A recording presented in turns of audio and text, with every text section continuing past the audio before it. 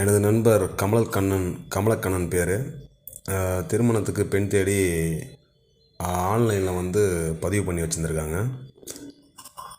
அந்த இடத்துலேருந்து பார்த்திங்கன்னா, வெற்றி கல்யாண மாலை திருமண தகவல் சேவை மையம் அப்படிங்கிற இடத்துலேருந்து என்னோடய நண்பன் கமலக்கண்ணனுக்கு ஒரு ஃபோன் கால் வந்திருக்கு. அந்த ஃபோன் காலில் வந்து பார்த்திங்கன்னா, ஒரு லேடி பேசியிருக்காங்க. இது மாதிரி வந்து சார், நீங்கள் வந்து பெண் பார்த்துட்ருக்கீங்க, உங்களுக்கு வந்து ஒரு 7 பெண் வந்து விருப்பம் தெரிவிச்சிருக்காங்க.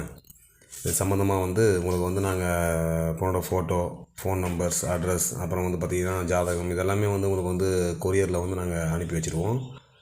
நீங்கள் வந்து பே பண்ணிவிட்டு வாங்கி நீங்கள் வந்து பாருங்கள் சார். உங்களுக்கு வந்து நீங்கள் கால் பண்ணி பேசுங்க. அப்படி இல்லைன்னா உங்களுக்கு கொஞ்சம் விருப்பம் இல்லாமல் கொஞ்சம் கூச்ச சுபாவமாக இருந்தால் நீங்கள் சொல்லுங்கள், நாங்கள் கூட வந்து கால் பண்ணி கூட கான்ஃபரன்ஸில் கூட போடுறோம் சார் அப்படின்னு சொல்லியிருக்காங்க.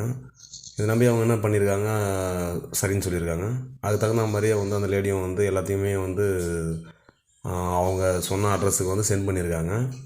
சென்ட் பண்ணதுக்கு அப்புறம் வந்து இவங்க போயிட்டு வாங்கியிருக்காங்க. வந்துடுச்சு, வாங்கியிருக்காங்க. அவங்க கால் பண்ணி கேட்டிருக்காங்க, வந்துடுச்சிங்க அப்படின்னு சொல்லியிருக்காங்க.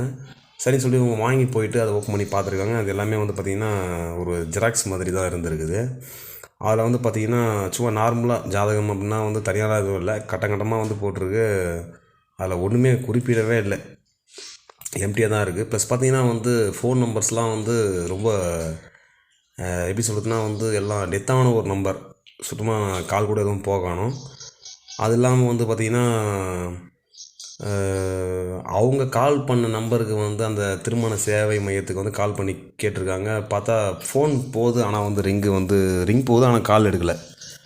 எவ்வளோ ட்ரை பண்ணி பார்த்துருக்காங்க. கடைசியில் அது வந்து முடியாமல் இது வந்து ஒரு ஏமாற்று வேலை அப்படிங்கிறது வந்து தெரிய வந்திருக்குது.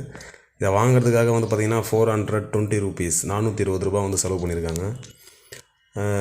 இதுலேருந்து என்ன தெரியுதுன்னா வந்து இந்த வெற்றி கல்யாண மாலை திருமண தகவல் சேவை மையம் இது வந்து முழுக்க வந்து ஒரு ஃபோர்ஜரியான ஒரு திருமண தகவல் சேவை நிறுவனம் மையம், வந்து ஒரு ஏமாற்றக்கூடிய ஒரு மையம்.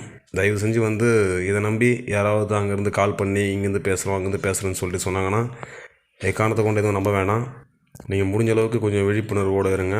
இது வந்து முழுக்க ஏமாற்று வேலை. இந்த லாக்டவுன் நேரத்தில் வந்து பணம் சம்பாதிக்க இந்த வழியில் வந்து இந்த முறைகளையும் வந்து கையாளலாம் அப்படிங்கிறத வந்து இவங்க தெளிவுபடுத்தியிருக்காங்க. அதாவது ஏமாறுபவர்கள் இருக்கும் வரை ஏமாற்றுகிறவர்கள் ஏமாற்றிக்கொண்டே தான் இருப்பார்கள்.